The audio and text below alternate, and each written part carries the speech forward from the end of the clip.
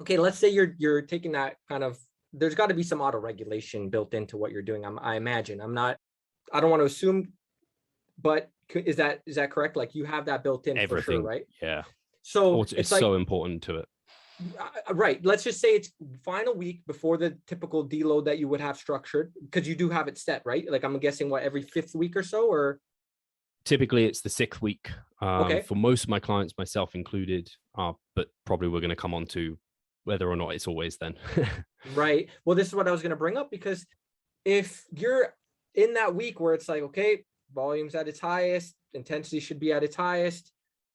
What if that week you're just a mess? Like you poor sleep, something stressful happened life wise. Like there's a whole bunch of things that just don't line up with that week where you're supposed to be pushing Sure. everything. How would you approach it? That's very important. Yeah. So in that scenario, essentially, it's like your body's deloading, like your lifestyle's deloading for you, and it's forcing your body to deload because you're just not going to Ah, have productive training sessions for that sort of thing. So I'd be like, there's no point trying to like go into the gym, push to failure, and you're underperforming to last week. Like that's not productive training in my books, and you're probably risking injury, things like this.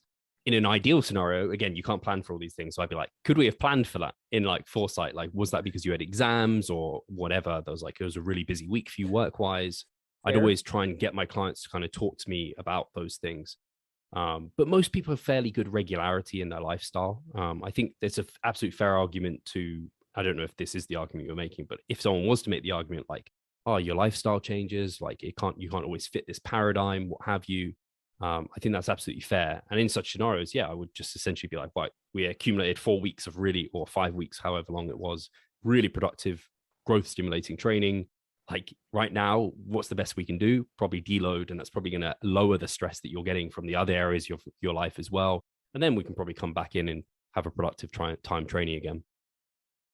I think I'm fortunate in that most people I work with they are at a level of seriousness with what we're doing, where their Mm, lifestyle is like it. They've already been doing something similar, and so they're already kind of in a position where they aren't that sporadic and all over the place. And I have had clients though where they have needed deloads earlier than what I would expect of them, and they're normally clients who have very demanding jobs. So, one of them was in like cryptocurrency, and the market was like going haywire, and he would always need to deload in like the 4th week of the meso. So we'd get 3 weeks of training. I was like, it just feels wrong to me. But I was looking at everything we're doing together, and there's nothing nutritionally he's doing off. It's just the fact that his sleep is not amazing and he has a really stressful job. So his MRV, his max recoverable volume, is just so much lower than other people. And he just mm. hits a wall really quickly. When he trains like failure or not RAR, his fatigue just shoots through the roof. So we almost try and not even go that, like, we don't even take it to that point